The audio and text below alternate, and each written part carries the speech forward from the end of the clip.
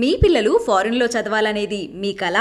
మీ కలను నిజం చేసే ఏకైక సంస్థ విదేశ్ కన్సల్ట్స్. నమస్తే, వెల్కమ్ టు ఐ డ్రీమ్. భారతీయ విద్యార్థులు విదేశాల్లో చదువుకోవాలి అంటే ఫస్ట్ ఆప్షన్ యూకే అనేసి అంటూ ఉంటారు. అయితే ఇప్పుడు చాలామంది యూకేలో స్టడీస్ అంటే చాలామంది పాజిటివ్గా చెప్తున్నారు. అందులో కొంతమంది మాత్రమే నెగిటివ్గా చెప్తూ ఉన్నారు.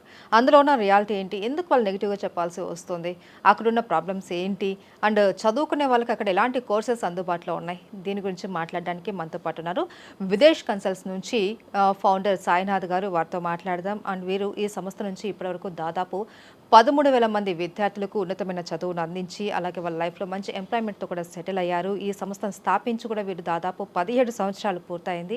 ఈరోజు వారితో మాట్లాడదాం. నమస్తే సార్. నమస్తే అండి. సార్, మీ 17 ఏళ్ల కెరియర్లో యూకేకి ఎంతోమంది విద్యార్థులను పంపించారు, చాలామంది వెల్ సెటిల్డ్ కూడా అయి ఉన్నారు.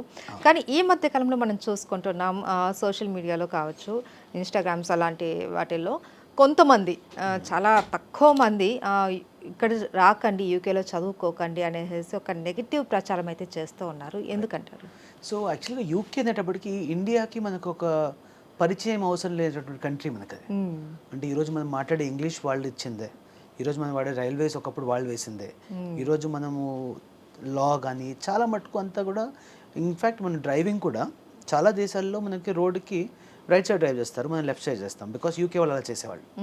సో మనం ఇన్లైన్ టు యూకే చాలా విషయాల్లో కామన్గా కలుస్తాం, బికాస్ మనం 200 ఏళ్ళు వాళ్ళు ఇక్కడ ఉండి పరిపాలించారు.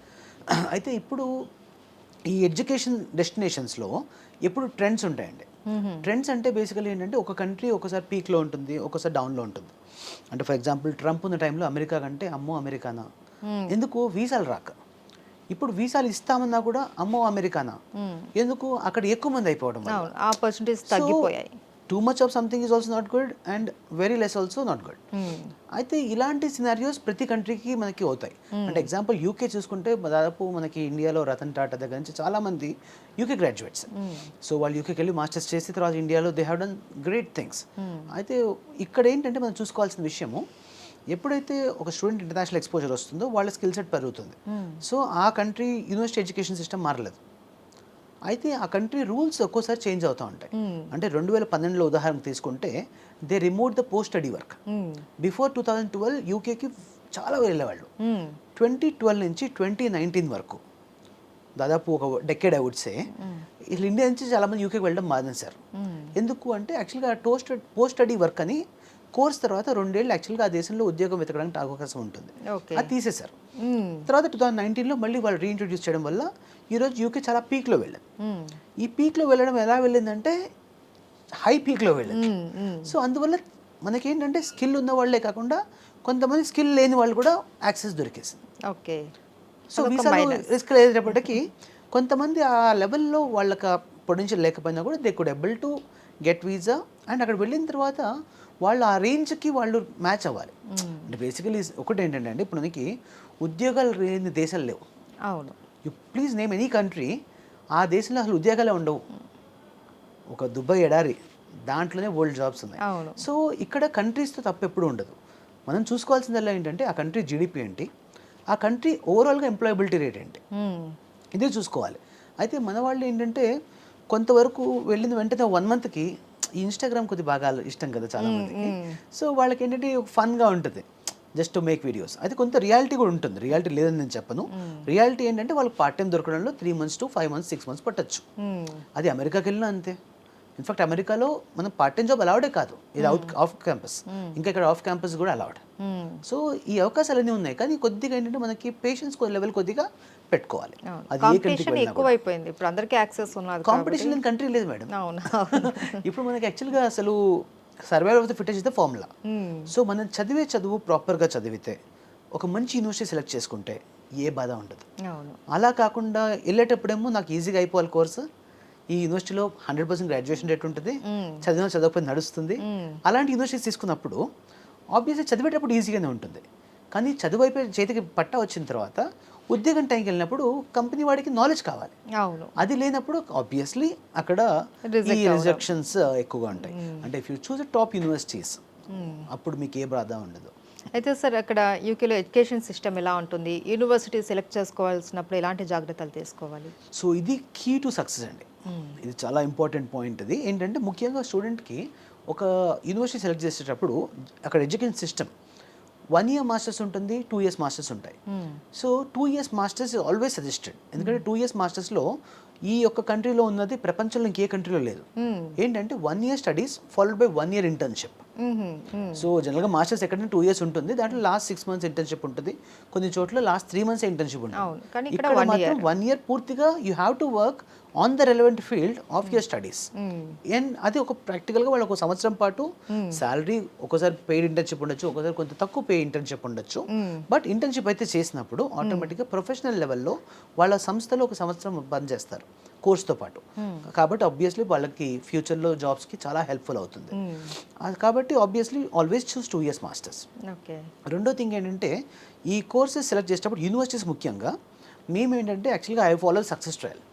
అంటే ఇప్పుడు నేను యాక్చువల్గా actually have agreements with almost all the universities. కానీ మేము ఏంటంటే సెలెక్టెడ్గా ఫ్యూ యూనివర్సిటీస్ వేర్ మన ప్రీవియస్ స్టూడెంట్స్ వెళ్ళి వాళ్ళు అక్కడ గ్రాడ్యుయేట్ అయ్యి డ్యూరింగ్ ద స్టడీస్ వాళ్ళకి ఇంటర్న్షిప్ వచ్చి, డ్యూరింగ్ ద ఇంటర్న్షిప్ వాళ్ళకి పర్మనెంట్ జాబ్స్ వచ్చి, ఏవైతే యూనివర్సిటీస్లో వాళ్ళకి అవకాశాలు దొరికాయో అలాంటి యూనివర్సిటీస్ మాత్రమే నేను ప్రమోట్ చేయడం జరుగుతుంది. కాబట్టి ఆబ్వియస్లీ సెలెక్టెడ్గా ఒక 8-10 యూనివర్సిటీస్ తీసుకుంటున్నాము. దీంట్లోనే మ్యాక్సిమం స్టూడెంట్స్ ఫోకస్ చేస్తున్నాం. కాబట్టి ఏంటంటే సక్సెస్ ట్రయల్ ఉంది కాబట్టి obviously they also follow the same foot steps. అట్లా.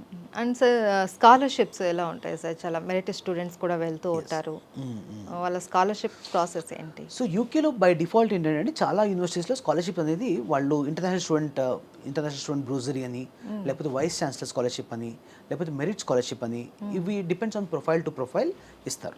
సో బై డిఫాల్ట్ విదేశ్ కన్సల్స్లో మేము ఏంటంటే ఈ స్కాలర్షిప్స్ కొద్దిగా ప్రత్యేకమైన శ్రద్ధ తీసుకుంటాం. సో స్టూడెంట్కి అప్లై చేసేటప్పుడే మేము స్కాలర్షిప్ కూడా ఖచ్చితంగా అప్లై చేస్తాం. సో దాని ద్వారా ఏంటంటే వాళ్ళకి వచ్చే ఆఫర్ లెటర్లోనే స్కాలర్షిప్ కూడా మెన్షన్ అయ్యి వస్తుంది.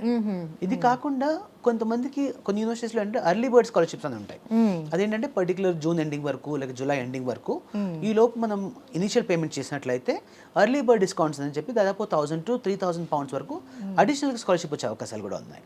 కాబట్టి స్కాలర్షిప్ విషయంలో ఒక స్టూడెంట్కి ఎంత అవకాశం ఉంటుందో అంతవరకు స్కాలర్షిప్ తెప్పడానికి మనం ప్రయత్నం చేస్తామండి. ఓకే. అండ్ యూకేకి వెళ్ళడం కొంతమంది చాలా కష్టం అనుకుంటారు, ఎంట్రీ అవ్వడం, ఆ రిక్వైర్మెంట్ ఏంటి అండ్ ప్రాసెస్ ఎలా ఉంటుంది అన్నది చాలా మందికి తెలియదు. మీ విదేశ్ కన్సల్స్ ద్వారా ఇదంతా ఎలా జరుగుతుందో చెప్తారు. సో టచ్ వుడ్ యాక్చువల్గా ఈ 17 yearsలో మాకు ఒక వీసా కూడా రిజెక్ట్ అవ్వలేదు యూకేకి. సో యూకేలో almost I would say we have 100% success rate ప్రస్తుతం ఎంజాయ్ చేస్తున్నాము. అయితే దానికి మెయిన్ అడ్వాంటేజ్ ఏంటంటే మనం సెలెక్ట్ చేసే యూనివర్సిటీస్ మంచివి. రెండో థింగ్ స్టూడెంట్ ఎలిజిబిలిటీ క్రైటీరియా మనం ముందుగానే అవగాహన చేసుకుంటాం. సో ఎగ్జాంపుల్ యాక్చువల్గా ఏంటంటే IELTS or TOEFL or PTE ఇది జనరల్గా ఏంటంటే యూకేలో యూనివర్సిటీస్ కావాల్సిన రిక్వైర్మెంట్. అది IELTS 6.0 అవుట్ ఆఫ్ 9.0 ఆ లెవెల్లో మిగతా ఎగ్జామ్స్ కూడా ఉండాలి, ఏదైనా ఒకటి రాయాలి దీంట్లో. అయితే కొంతమందికి ఏంటంటే వాళ్ళు ఆల్రెడీ ఇంటర్మీడియట్ ఇంగ్లీష్లో ఎవరికైతే 65 and above ఉంటుందో చాలా యూనివర్సిటీస్ ఈ ఎగ్జామ్స్ కూడా అవసరం లేకుండా ఎగ్జామ్షన్ ఇస్తాయి. సో వాటిని కూడా మనం యూస్ చేసుకుంటాం. And there are certain universities where actually మనకి ఏంటంటే కేవలం MOA బేస్ మీద కూడా చేయొచ్చు. అంటే ఇండియా నుంచి మనం ఇంటర్వ్యూ చేపించి without writing any GRE or without writing any TOEFL or IELTS నేరుగా స్టూడెంట్కి ఇక్కడ నుంచి అడ్మిషన్ ఉన్న పళ్ళంగా తెప్పించి దాంతో మనం వీసా ఫైల్ చేసుకోవచ్చు. సో ఇలా బ్యూటిఫుల్ ఆప్షన్స్ కూడా మనకు ఉన్నాయి. సో ఇవి ఏంటంటే based on profile to profile వాళ్ళ ఎలిజిబిలిటీ బట్టి వాళ్ళ ఫైనాన్షియల్ సిచ్యువేషన్ బట్టి మనం యూనివర్సిటీ సెలెక్ట్ చేస్తాం. దాని ద్వారా మనం అప్లై చేయడం వల్ల సక్సెస్ రేట్ అయితే ఇప్పుడు 100% మెయింటైన్ చేయగలుగుతున్నాం అండి. ఓకే. సో 1 year ఇంటర్న్షిప్ అన్నారు, 2 years మాస్టర్స్లో.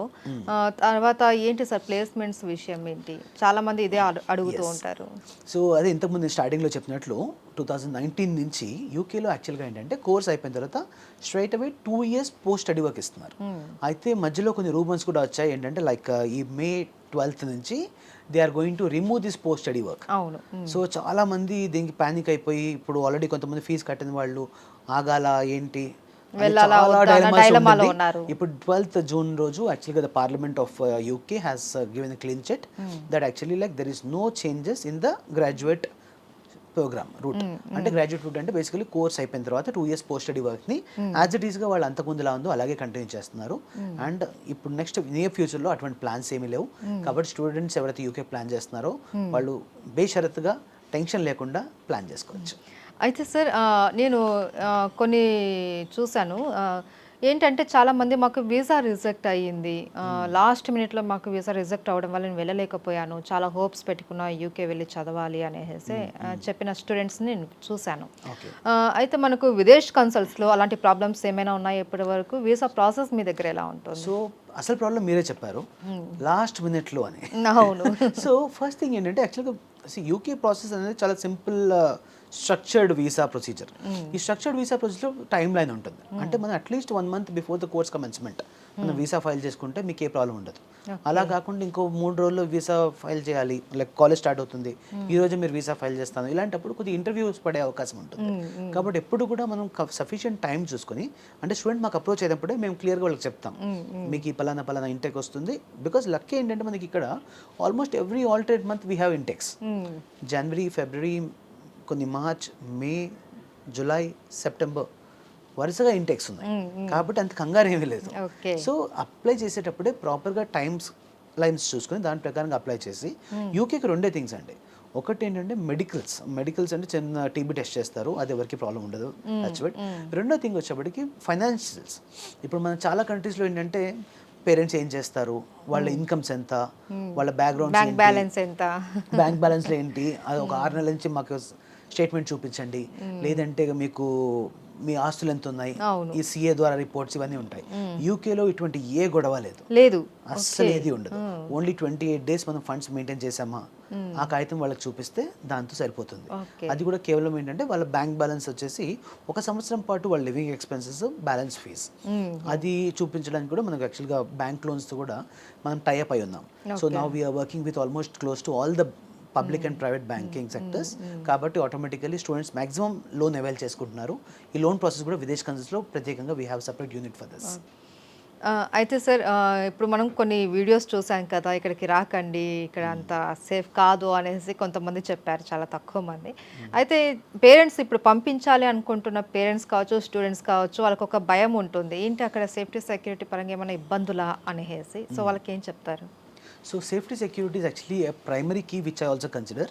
నేను మా ఫ్యామిలీ మెంబర్స్ని పంపించినప్పుడు ఎంత జాగ్రత్తగా ఉంటామో, ఆబ్వియస్లీ ఈవెన్ ప్రొఫెషనల్ లెవెల్లో కూడా అలాగే ఉంటాము. కాబట్టి we could able to come to this long.